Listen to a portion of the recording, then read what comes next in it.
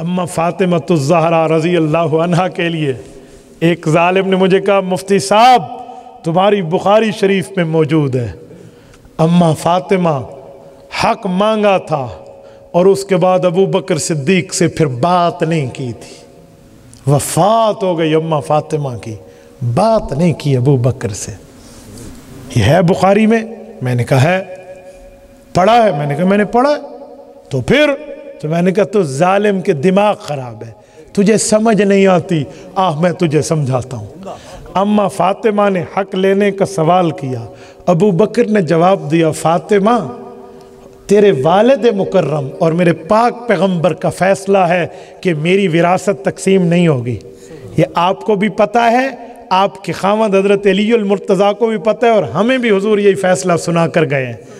آپ چاہتی ہیں کہ میں آپ کے والد کے فیصلے کو بدلوں اور تمہیں دے دوں تو بتا دیں، اور اگر آپ چاہتی ہیں کہ آپ کے والد کے فیصلے کو برقرار رکھا جائے تو دنیا کی کسی زمین پہ انگلی رکھو، میں تیرے نام پہ الاٹ کروں گا، یہاں حضور کا فیصلہ موجود ہے۔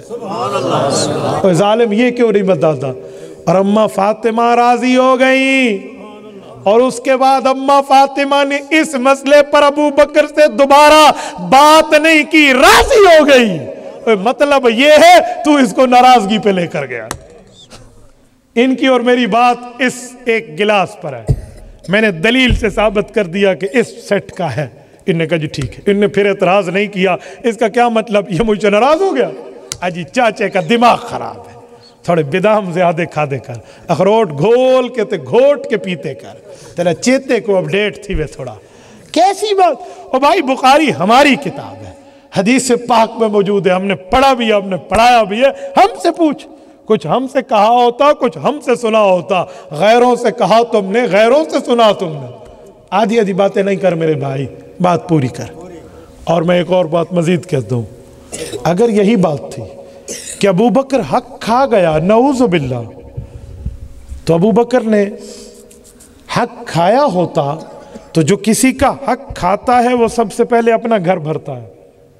میں کسی کا حق کھاؤں گا نا، اپنے بچوں کا، اپنی بیٹیوں کو، اپنی بیٹوں کو، اپنے گھر کو، اپنی بیوی کو زیادہ دوں گا۔ ابو بکر صدیق کی بیٹی عائشہ رضی اللہ عنہ حضور کی بیوی ہیں، اگر وراثت تقسیم ہوتی تو حضور کی بیٹی کو اگر ملتی تو حضور کی بیویوں کو نہ ملتی؟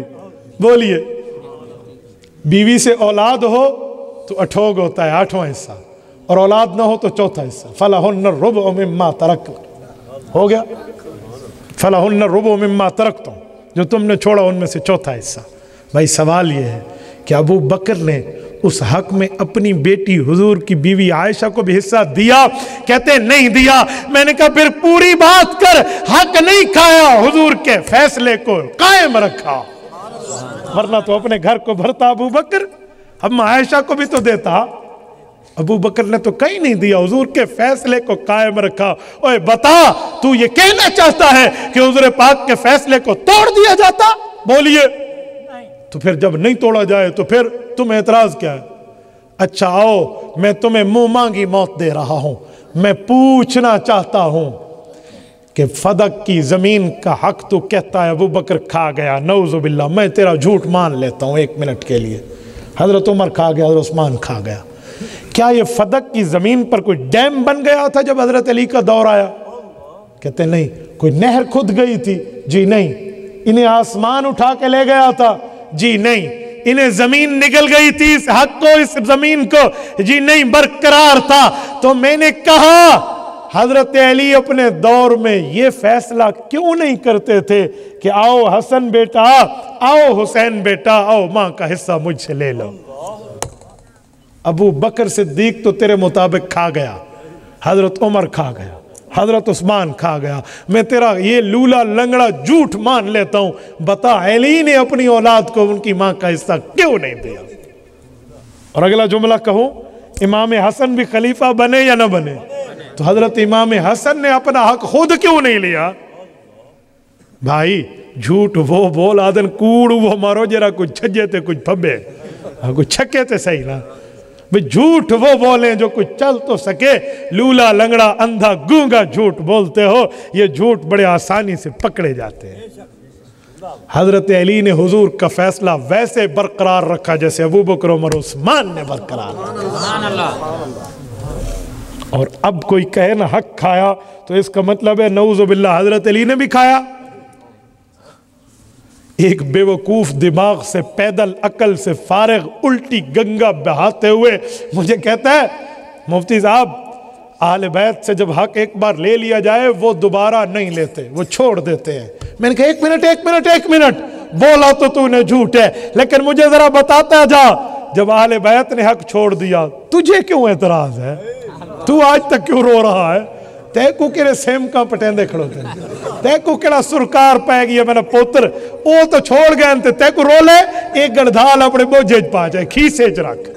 جی ہاں اہل بیت چھوڑ جاتے اور جھوٹ بولتے وقت تمہیں پتہ ہی نہیں ہے کہ میرا پاؤں کہاں پھنس رہا ہے اور میرا ہاتھ کہاں ڈوب رہا ہے۔ پوری بات کرو جی حق کھا گئے نعوذ باللہ۔ اچھا آؤ میں ایک بات کرتا ہوں، اگر حق کھا گیا ابو بکر تو ابو بکر کی بیوی نے اماں کی خدمت کیوں کی؟ اماں فاطمہ کی۔ اور ابو بکر کی وفات کے بعد سنو مظفر گڑھ کے غیور مسلمانوں، ابو بکر صدیق کا انتقال کے بعد حضرت علی المرتضیٰ نے جب اس خاتون نے عدت گزار لی اس سے نکاح حضرت علی نے کیا۔ ابو بکر کی اسی سابقہ زوجہ سے بیٹا محمد بن ابی بکر رضی اللہ عنہما حضرت علی کے گھر میں ابو بکر کا بیٹا کھیلا کودا بڑا ہوا ہے، امام حسن اور حسین کا ساتھی رہا ہے۔ خود فرماتے تھے ہاں میں پیدا تو ابو بکر کے گھر میں ہوا ہوں، تربیت میں نے علی سے لی ہے۔ یہ تمہیں نہیں دکھتا؟ یار چلو شادی کر لیتے ہیں لوگ، دوسرے کی اولاد نہیں لیتے، ابو بکر کی اس چھوٹی اولاد کی تربیت بھی حضرت علی نے کی ہے۔